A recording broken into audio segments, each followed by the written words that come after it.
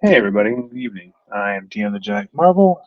This is day 10 of a 30-day series that I'm doing explaining what I did both during the pandemic and now to lose 156 pounds and kind of change the direction of my life. So please like, share, subscribe, uh, comment. I love interaction, so please let me know what you think. And if there's anything that you want or I have a question about, I'd be happy to answer it as well. Um, I think today what we'll talk about. So I've done 9 episodes of this. It's kind of been a little bit difficult. I started off great, and the day after when I was supposed to do it for my second episode, my brother passed away. So it's kind of been a rocky week to start off, but we're still here and still progressing. So one of the things that I want to talk about is setting goals. Each day, I'm trying to talk about something unique that is kind of helps understand the different stages of how this came into play. Um, so, one of the things that is really important is the idea of being positive and having positive reinforcement.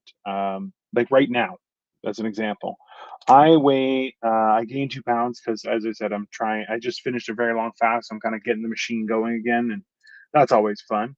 Hey, what's happening? Indirect audience element too. They definitely do, John. Definitely do. What's up, Michael Bryan? Home spinach. That's a new one, and I like it. But yeah, so right now, right, I gained 2 pounds because I'm just kind of filling back up and everything, and it's fine. I'm 296, which is huge amount, and I'm sure in a couple days I'll be back down even lower. Um, but one of the things that's key, and this is something that it's so nice because um, people are like, oh my god, you look so good. Now, let's be very clear. I'm still very fat, just standard. Okay. Let's just be very, very clear about that. I'm still very fat and still have a long way to go. That being said, when you hear people's praise, number one, you always think about, well, what was I ugly before? Actually, no, just fat, which people feel is interchangeable, which I don't agree with. But that being said, um, just don't just turn off your ears. And I do the same thing with comedy. Is that people who go, "Oh, you could do a lot better with that set." Thanks. So, "Oh, you killed that set." Thanks. That's it. That's all the interaction that's necessary because it's not those people, right? It's not those people that are working. I did a movie with a very famous comedic actor on Thursday for 14 hours. Do you know how long 14 hours is spent with someone who's not funny in real life? That's the worst part is that I'm way funnier in person or on stage or in a show like this than I am on stage. Completely like that's what I'm working towards is to be able to have them cross over. And because yeah, in day-to-day life, I'm a treat to be around. Uh but yeah, when people aren't funny just in real life, you're like, that's ridiculous. It's you're just like, what it's almost as if, oh, you're an actor too. You just rehearse lines. Like that's not the same, right? I've done a lot of comedy with Michael Bryan, and he can testify that I'm way funnier just talking than I am when I do a performance. But like, that's the thing is, even now, something that I've been joking about on stage is that thin people will come up to you and tell you how they stay thin. Listen, for fat people, there's a hierarchy of who gets to advise who. Okay, and that's you're incredibly funny. Michael Cera, I mean, nobody, not him, is not a funny and terrible. So he actually grew up very close to where I grew up. Did you know that? That's a wild thing. It's in Brampton, which is in Canada. Anyways, so oh yeah, but he just looks like he's not funny. More annoying than funny. You'd probably want to punch him in the face, but I digress. So one of the things that as a fat person is the more unhealthy the fat person or the more fat the fat person is, the less advice they're allowed to give. It doesn't matter the subject. That's just how the hierarchy works. Okay. And any other fat person can attest to that. Is that's just how the hierarchy works. Okay. And If you ever watch a movie called, it's an Arnold Schwarzenegger movie called Sabotage, which has been pulled off everything, but it is awesome. Uh, he even gets interrogated and he tells the guy, he's like, "Oh, shut up with your 48% body fat. Go to the gym." And it's hilarious. Why? Because there's a hierarchy. Now, thin people, animals, they just come up with advice, be like, "Oh, you know how lose weight?" And you're like, "What weight? You chop a limb off? What are you talking about?" That's not. It's not the same journey. Definitely more annoying. His friend is funny as shit, though. Pretty good pick to make that guy that. Oh, there you go. That's how that works. So that being said, though, is that it kind of coincides with the first episode where I was talking about is a lot of times you feel alone on these types of journeys, and that doesn't mean that people aren't being supportive or that they're not wanting to help. It's that uh, you're kind of like Atlas. The whole universe is just right on your shoulders, whether you like it or not. It just falls to you, and that's one of the weird things. Whereas Ryan, though, like I know, he's got like 9 jobs, and it's hilarious. Um, I gotta tell him about Heyman from In Living Color because I feel it's accurate. It's a very good depiction of him. Um, but that's the whole thing, right? One of those ideas is that for myself, and I don't want to talk for anyone else, that every person that I've tried to rely on or uh, trusted to do it for me, I guess would be the term, which is ridiculous. What's up, Joey? How you doing? I'm just telling my story about how I lost a person worth of fat. So every time I did that, whether it was a pill, a person, a plan, a treatment, whatever, failed every time. And maybe that's just me, because I know a lot of people have had success. I saw another gentleman who I always knew to be much fatter than I was. And I guess a couple of years ago, he got gastric bypass, which, hey, good for him. And people came to me, they're like, "Hey, look at this picture. Look how great he looks." He still didn't look good, just to be clear. But they're like, "Oh, you should do it too." I go, "Okay." I saw him recently, bigger than ever.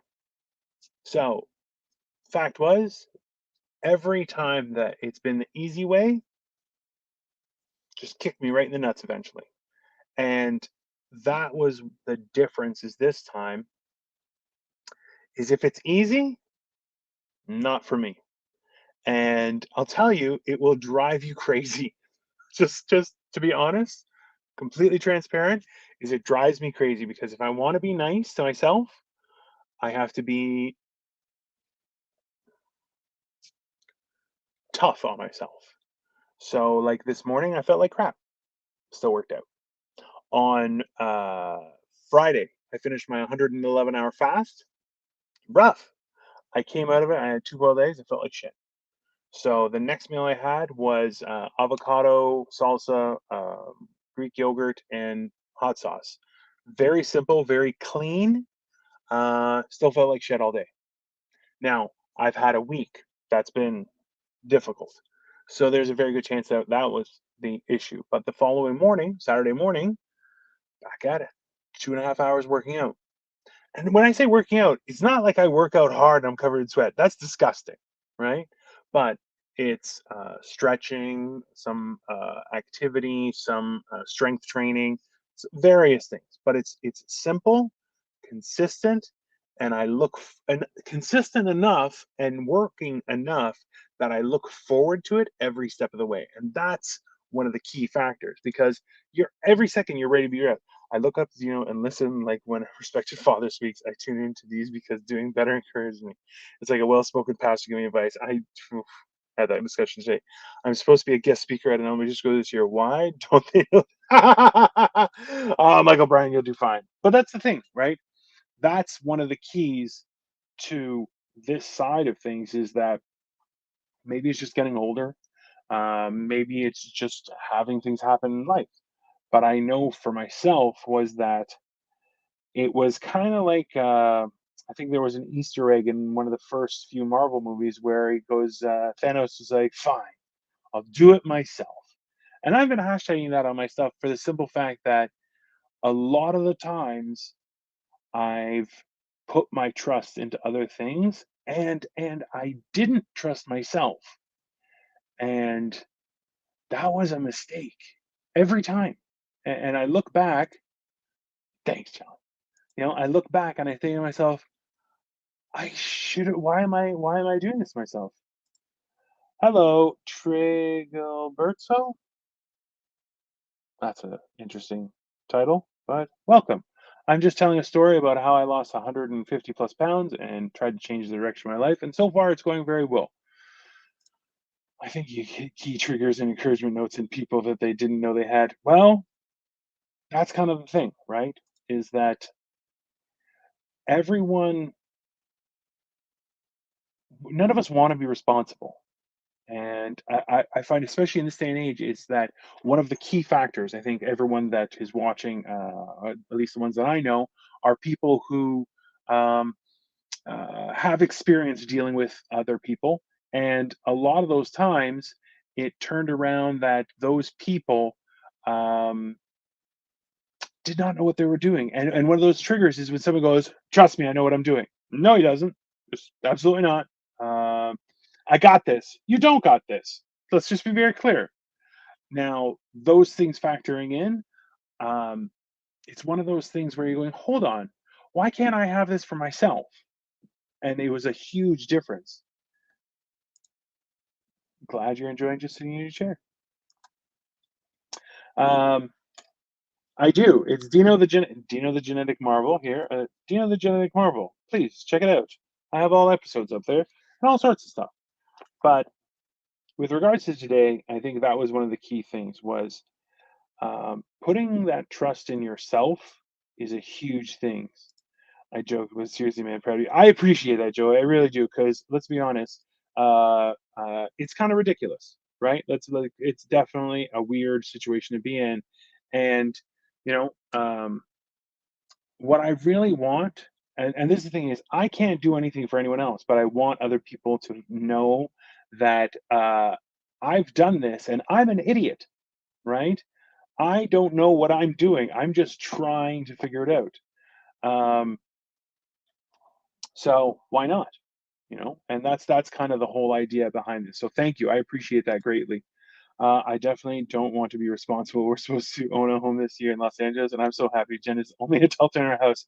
That may be helpful. Also, the fact that she could treat you like a baby very easily. Thank you, honey. I appreciate that. Trey Gilberto, by all means, you're more than welcome to follow me. I will definitely check out your stuff if you follow me, and I will check out your stuff. So please do.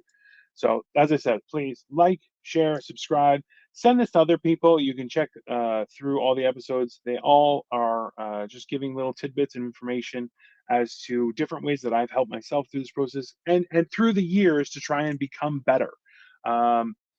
Because that's one of the key factors is that every interaction effort did make a difference. And I'm going to talk about that soon. But I think that's all I have to say today for you guys. But that's one of the keys is definitely um, relying on yourself was huge. So thank you very much and have a wonderful evening. I'll be back tomorrow with more stories as to how I got to this stage.